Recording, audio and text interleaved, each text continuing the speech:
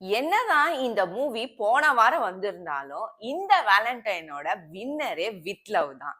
இந்த படம் எனக்கு பார்க்கும்போது எப்படி ஃபீல் ஆச்சுன்னா, லிட்டரலி நானே என்னோட பழைய பாஸ்ட்க்கு, என்னோட காலேஜ் டேஸ்க்கும், என்னோட ஸ்கூல் டேஸ்க்கும் போன மாதிரி இருந்துச்சு.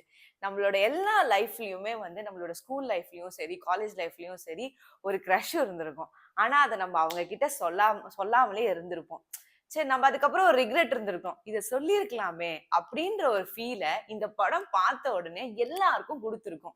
இந்த படம் பார்க்கும்போது, இதே இன்சிடென்ட் என் லைஃப்லயும் நடந்திருக்கு.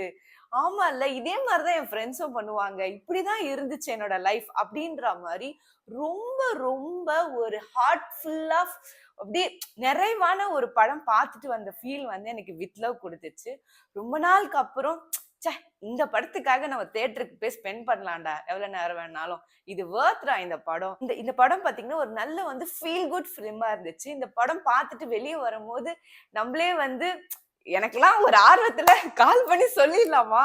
நானும் பண்ணேன். நானும் சொன்னது எனக்கும் இருந்துச்சு எனக்கு அப்டின்றத சொல்லி அந்த அந்த இத முடிச்சிரலாமா? அப்போ அப்போ வந்து அந்த மெமரீஸ் எல்லாம் அப்படியே பேக் டூ அந்த மெமரீஸ் போயிட்டு வந்ததெல்லாம், அப்படியே அந்த ஒரு 2 1/2 நிமிஷத்துல எனக்கு அப்படி அது எல்லாமே மைண்டுக்குள்ள வந்துச்சு.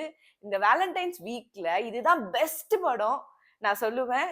இந்த வீக்லயே நீங்க எல்லாரும் போய் மறக்காம இந்த படத்த பாருங்க. இந்த படம் வந்து ரொம்ப சூப்பரா இருக்கு.